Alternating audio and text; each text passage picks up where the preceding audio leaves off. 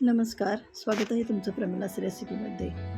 जेव्हा तुम्हाला कधी गोड खावंसे वाटेल तेव्हा तुम्ही ही मिठाई बनवून खाऊ शकता. खूपच सोप्या पद्धतीने तयार होते आणि खूप कमी साहित्यामध्ये बनवून तयार होते आणि खायला एकदम अप्रतिम. लहानांपासून मोठ्यांपर्यंत सर्वांनाच आवडणारी ही मिठाई आहे.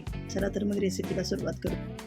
तर इथे मी 1 वाटी मैदा घेतलेला आहे. तर सर्व साहित्य एका वाटीनेच मोजून घेणार आहे. तुम्ही वाटी, कप तुम्हाला जे योग्य वाटेल त्याने मोजून साहित्य घेऊ शकता. तर 1 वाटी रव्यासाठी इथं 1 वाटीला थोडेसे कमी साखर घेतलेले आहे. गोड तुम्ही तुमच्या आवडीनुसार कमी जास्त करू शकता आणि रवा तुम्ही बारीक मोठा कुठलाही वाटू शकता, कारण आपण हे मिक्सरमधून वाटून घेणार आहोत. आता हे छान असं मिक्सरमधून वाटून घेतलेलं आहे. ते एका मोठ्या ताटामध्ये काढून घ्यायचं. आता व्यवस्थित असं हे मिक्स करायचं आहे. आता याच्यामध्ये अर्धी वाटी आणि थोडंसं वरती तेल घेतलेलं आहे. आता हे सर्व तेल याच्यामध्ये ओतून घ्यायचं आहे आणि हे व्यवस्थित असं सर्व मैद्याला आणि साखरेला लागेल असं मिक्स करून घ्यायचं. एक 3-4 मिनटं हे आपल्याला मिक्स करून घ्यायचं आहे, जे छान असं आपलं ते त्याला लागतं. तर हे पहा, अशा पद्धतीने 4-5 मिनटं मी सर्व एकत्रित मिक्स करून घेतलं आहे आणि अशा प्रकारे याची मूठ वळली जात आहे, म्हणजे आपलं तेल व्यवस्थित असं याला लागलेलं आहे. तर आता हे सर्व व्यवस्थित मिक्स झालेलं आहे. तर याच्यामध्ये आपण दूध ओतून घेऊ. तर इथे मी अर्धी वाटी दुधाचा वापर केलेला आहे. तर आता हे दूध याच्यामध्ये ओतून घेऊ आणि हे व्यवस्थित असं मिक्स करून घ्यायचे आहे. आता हे मिश्रण पातळ झाले की काय असे वाटेल, पण अजिबात नाही. आपल्याला असंच हे पातळ पाहिजे. आता हे सर्व व्यवस्थित मिक्स झालेलं आहे. तर आता याच्यामध्ये 1 वाटी मैदा टाकून घ्यायचा आहे. तुम्ही इथे गव्हाचाही वापर करू शकता किंवा अर्धा गव्हाचे पीठ आणि अर्धं मैदाही वापरू शकता. थोडासा खायचा सोडा टाकायचा आहे. सोड्याचे प्रमाण खूपच कमी ठेवायचे आहे. एकदम चिमूटभर असा सोडा टाकायचा आहे. नाही टाकला तरी काहीच हरकत नाही. आता हे सर्व व्यवस्थित मिक्स करून घ्यायचे. अशा पद्धतीने आपल्याला व्यवस्थित मिक्स करून घ्यायचे आहे. गरज पडली तर आपण याच्यामध्ये अजून मैद्याचा वापर करणार आहोत. तर इथं थोडंसं पातळ वाटत आहे, तर याच्यामध्ये मी अजून अर्धी वाटी मैदा टाकून घेत आहे आणि आता हे सर्व व्यवस्थित मिक्स करून घ्यायचं. व्यवस्थित मिक्स झालेले आहे. झाकून ठेवू. आता एक अर्धा तास तरी आपल्याला झाकून ठेवायचं आहे. आता इथे अर्धा तास झालेला आहे. याच्यावर झाकण काढून बघू.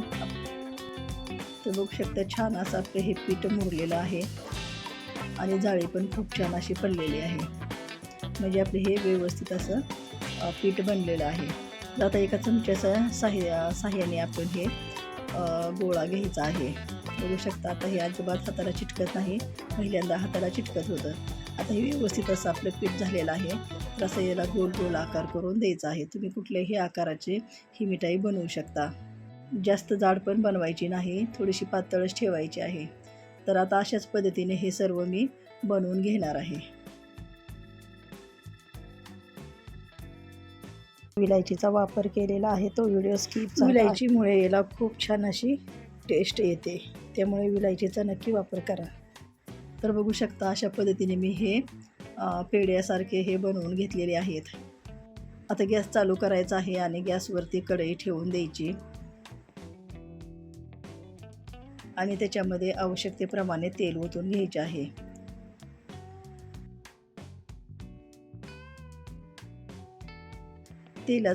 तेल गरम करताना तेल गरम झालं की गॅसची फ्लेम खूप स्लो ठेवायची आहे, कारण आपल्याला हे मिठाई एकदम कमी गॅसवरतीच तळायची आहे. मोठा गॅस केला तर ते वरतून करपेल आणि आतमध्ये कच्चे राहतील. म्हणून हे मिठाई तळताना खूप काळजी घ्यायची आहे. गॅसची फ्लेम खूप स्लो ठेवून हे तळून घ्यायचे आहेत. ही मिठाई तेलात सोडल्यानंतर 1-2 मिनिटे पलटी करून नाही घ्यायची. 1-2 मिनिटे झाल्यानंतरच पलटी करायची आहे आणि जास्त वेळ पलटी करायची नाही. 1-2 वेळाच पलटी करायची.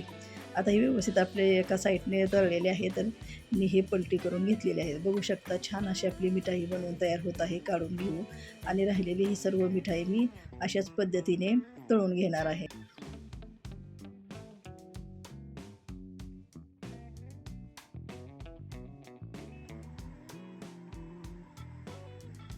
तर बघू शकता, एक ना एक आपली मिठाई खूप छान अशी तळत आहे. म्हणून याच्यामध्ये सोड्याचं योग्य प्रमाण टाकायचं आहे. एकदम चिमूटभर सोड्याचा वापर करायचं आहे. जास्त सोडा टाकला तर ते तेलामध्ये विरघळण्याची शक्यता आहे. पण आपल्या इथे एकही मिठाई विरघळलेली नाही. खूप छान बनवून तयार झालेली आहे.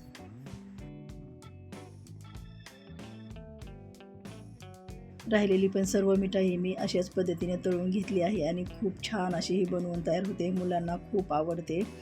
तर तुम्ही एकदा नक्की ट्राय करा. बघू शकता सर्व मीठ बनवून तयार झालेले आहे. खूप टेस्टी लागते. खमंग खुसखुशीत अगदी बनवून तयार होते. मुलांना खूप आवडते. तर तुम्ही अशी मिठाई बनवून डब्यामध्ये भरून ठेवू शकता. स्नॅक्स किंवा चहासोबत ही मिठाई तुम्ही नक्की ट्राय करू शकता. तर या मिठाईला माझ्या घरचे सर्वजण बिस्किट आहे असं म्हणत होते. तर तुम्ही या मिठाईला काय नाव द्याल हे मला कमेंटमध्ये नक्की सांगा. व्हिडिओ आवडला असेल तर लाईक, शेअर आणि कमेंट करायला विसरू नका. तर आता इथे मी एक तुम्हाला हे बिस्किट तोडून दाखवते. बघू शकता किती छान आणि खमंग खुसखुशीत हे बनलेलं आहे. एकदा नक्की ट्राय करा आणि व्हिडिओ आवडला असेल तर लाईक करा. तर पूर्ण व्हिडिओ पाहिल्याबद्दल धन्यवाद. परत भेटू अशाच एका नवीन रेसिपीसोबत. तोपर्यंत मस्त राहा, आनंदी राहा आणि विशेष म्हणजे खात राहा.